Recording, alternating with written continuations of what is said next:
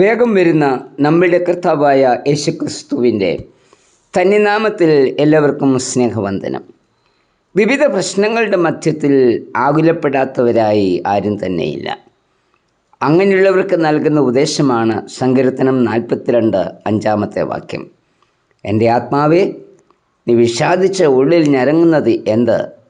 ദൈവത്തിൽ പ്രത്യാശ വയ്ക്കുക. വീണ്ടും സങ്കീർത്തനം 42 11 43 5 വാക്യങ്ങളിലും ഈ ഉപദേശം തന്നെ നൽകുന്നുണ്ട്. ഒരു ദൈവപൈതലിനെ സംബന്ധിച്ചിടത്തോളം ആകുലപ്പെടുവാനുള്ള 2 കാരണങ്ങൾ ഇവിടെ പറയുന്നുണ്ട്. ഒന്ന്, കഷ്ടതകളിൽ ദൈവം എന്നെ മറന്നു, 42:9. 2, ഭക്തികെട്ടവരുടെ ഇടയിൽ ദൈവം എന്നെ തള്ളിക്കളഞ്ഞു, 43:2. ദൈവം നമ്മെ മറക്കുമോ? അവൻ നമ്മെ തള്ളിക്കളയുമോ? ഒരിക്കലുമില്ല എന്നത് ദൈവം നമുക്ക് നൽകിയിരിക്കുന്ന ഉറപ്പാണ്. അനുസരണക്കേട് കാണിച്ച് മറുതലിച്ചു പോയ ഇസ്രായേലിനോട് ദൈവം പറയുന്നത്, ഞാൻ നിന്നെ നിർമ്മിച്ചു, നീ എൻ്റെ ദാസൻ തന്നെ, ഞാൻ നിന്നെ മറന്നു കളയുകയില്ല. യെശയ്യാവ് 44:2-ാമത്തെ വാക്യം. ദൈവം ഉറപ്പ് നൽകിയിട്ടും നമ്മിൽ ആകുല ചിന്തകൾ ഉണ്ടാകുന്നു. എന്താണ് ഇതിന് കാരണം? ദൈവം നൽകിയ ഉറപ്പിൽ അവിശ്വസിക്കുന്നത് കൊണ്ടാണ് നമ്മിൽ ഭയവും ചിന്താകുലങ്ങളും ഒക്കെ ഉണ്ടാകുന്നത്. അതുകൊണ്ട് ഈ സാഹചര്യങ്ങളിൽ നിന്ന് വിടുതൽ പ്രാപിപ്പാൻ നാം ചെയ്യേണ്ടുന്ന 3 സംഗതികൾ ഉണ്ട്. 1, കഴിഞ്ഞ നാളുകളിൽ ലഭിച്ച നടത്തിപ്പിലേക്ക് തിരിഞ്ഞ് നോക്കണം. സങ്കീർത്തനം 42:6 വായിക്കുന്നത്, യോർദാൻ പ്രദേശത്തും ഹെർമോൻ പർവ്വതങ്ങളിലും മിസാർ മലയിലും വെച്ച് ഞാൻ നിന്നെ ഓർക്കുന്നു. അതായത് കഴിഞ്ഞ നാളുകളിൽ ഈ സാഹചര്യങ്ങളിലൊക്കെ ലഭിച്ച ദൈവിക നടത്തിപ്പിനെയും കരുതലിനെയും സങ്കീർത്തനക്കാരൻ ഓർക്കുകയാണ്.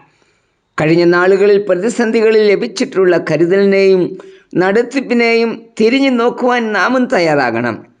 ഓർമ്മകൾ അയവിറക്കുന്നത് ആത്മാവിനെ ശക്തീകരിക്കും. പലപ്പോഴും ഓർക്കുന്നത് ജീവിതത്തിലുണ്ടായിട്ടുള്ള പരാജയാനുഭവങ്ങളല്ലേ? അവ നമ്മെ കൂടുതൽ വേദനിപ്പിക്കുകയുള്ളൂ. എന്നാൽ ദൈവം നൽകിയ അനുഗ്രഹങ്ങൾ, രോഗങ്ങളിൽ ലഭിച്ചിട്ടുള്ള വിടുതൽ, പ്രശ്നങ്ങളെ അഭിമുഖീകരിക്കുവാൻ ലഭിച്ചിട്ടുള്ള ധൈര്യം, പ്രാർത്ഥനയ്ക്ക് ലഭിച്ചിട്ടുള്ള മറുപടി, ഇവയൊക്കെ ഓർമ്മയിലേക്ക് കൊണ്ടുവരണം.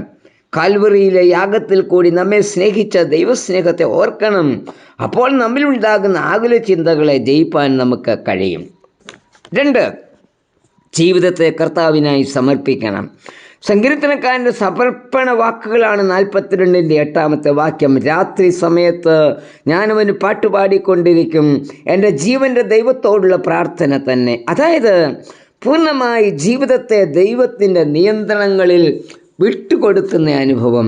ജീവിതത്തിൻ്റെ നിയന്ത്രണം കർത്താവിന് വിട്ടുകൊടുക്കുമ്പോൾ മാത്രമേ നമ്മിലുണ്ടാകുന്ന വിവിധ അനുഭവങ്ങളിൽ കർത്താവിൻ്റെ സർവാധിപത്യവും ദർശിപ്പാൻ കഴിയും. അതായത് ജീവിതത്തിൽ സംഭവിച്ചു കൊണ്ടിരിക്കുന്നതെല്ലാം കർത്താവ് അറിഞ്ഞുകൊണ്ട് തന്നെ ആകുന്നു എന്നും അവനറിയാതെ എൻ്റെ ജീവിതത്തിൽ ഒന്നും സംഭവിക്കുകയില്ല എന്ന നിശ്ചയവും അപ്പോൾ നമ്മിലുണ്ടാവും. കർത്താവ് നമുക്ക് നൽകിയിരിക്കുന്ന ഉറപ്പ് മത്തായി 10:30-ാമത്തെ വാക്യം, നിങ്ങളുടെ തലയിലെ രോമവും എല്ലാം എണ്ണപ്പെട്ടിരിക്കുന്നു, ആകയാൽ ഭയപ്പെടേണ്ട. മത്തായി 10:28, ദേഹിയെ കൊല്ലുവാൻ കഴിയാതെ ദേഹത്തെ കൊല്ലുന്നവനെ ഭയപ്പെടേണ്ട. തലയിലെ രോമം എണ്ണി കണക്കെടുക്കുവാൻ ആർക്കും തന്നെ കഴിയില്ല. എന്നാൽ കർത്താവ് നമ്മളുടെ തലയിലെ രോമം പോലും എണ്ണി കണക്കെടുത്ത് വെച്ചിട്ടുണ്ട്. അത്രയ്ക്ക് കരുതലും നമുക്ക് നൽകിയിരിക്കുന്നത് കൊണ്ട് എന്തിന് നാം വ്യാകുലപ്പെടണം? അതുകൊണ്ട് നമ്മിൽ സംഭവിച്ചു കൊണ്ടിരിക്കുന്നതെല്ലാം കർത്താവ് അറിഞ്ഞുകൊണ്ട് തന്നെ ആകുന്നു എന്ന് വിശ്വസിച്ച് അവയെല്ലാം ദൈവകരങ്ങളിൽ നമുക്ക് ഏൽപ്പിച്ചു കൊടുക്കാം. അപ്പോൾ സകല ആകുല ചിന്തകളും ഇല്ലാതാകും. 3, കർത്താവിൻ്റെ ഉപദേശം സ്വീകരിച്ച് അവയെ അനുസരിക്കണം. സങ്കീർത്തനം 43:3-ാമത്തെ വാക്യം, അതൊരു പ്രാർത്ഥനയാണ്. നിന്റെ പ്രകാശവും സത്യവും അയച്ചു തരണമേ, അവയെന്നെ നടത്തുമാറാകട്ടെ. ഇവിടെ സങ്കീർത്തനക്കാരൻ ദൈവത്തിൻ്റെ ഉപദേശത്തിനായി കാത്തിരുന്ന് പ്രാർത്ഥിക്കുകയാണ്. പ്രതികൂല സാഹചര്യങ്ങൾ ഉണ്ടാകുമ്പോൾ ഓടിച്ചെല്ലുവാനുള്ള അഭയകേന്ദ്രമാണ് നമ്മളുടെ കർത്താവ്. അവനെ ശരണം പ്രാപിക്കണം. അവനോട് ആലോചന ചോദിക്കണം. അവൻ നൽകുന്ന ആലോചനകളെയും ഉപദേശങ്ങളെയും സ്വീകരിക്കണം. ഇന്ന് നമ്മെ വീഴിക്കുന്ന അനേക ചതിക്കുഴികൾ നമ്മുടെ ചുറ്റിലുമുണ്ട്. അവയിൽ വീഴാതെ നമുക്ക് ആലോചനകൾ നൽകി വഴി പറഞ്ഞു തരുന്നത് കർത്താവിൻ്റെ വചനമാണ്. ദൈവവചനത്തിൽ കൂടിയും പ്രാർത്ഥനയിൽ കൂടിയും ലഭിക്കുന്ന ആലോചനകളെ ഉൾക്കൊള്ളണം. ദൈവത്തിൽ മാത്രം പ്രത്യാശ വെക്കണം. അപ്പോൾ നമ്മിലുണ്ടായിട്ടുള്ള എല്ലാ പിരിമുറുക്കങ്ങളിൽ നിന്നും, ആകുല ചിന്തകളിൽ നിന്നും, ഭയത്തിൽ നിന്നും വിടുതൽ പ്രാപിപ്പാൻ നമുക്ക് കഴിയും. അതുകൊണ്ട് വിഷാദിച്ച് കരയേണ്ട. ദൈവത്തിൽ മാത്രം പ്രത്യാശ വയ്ക്കുക. അവൻ മാത്രമാണ് നമ്മുടെ രക്ഷയും അഭയസ്ഥാനവും. കർത്താവേ, പ്രതിസന്ധികളിൽ പതറാതെ അവിടുത്തെ ഉപദേശത്തിനായി കാത്തിരിക്കുവാനുള്ള കൃപ എനിക്കും തരണമേ. ആമേൻ.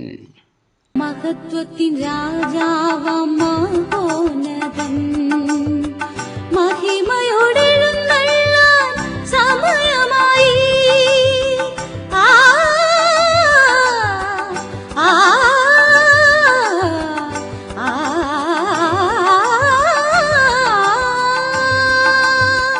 മഹത്വത്തിൻ രാജാ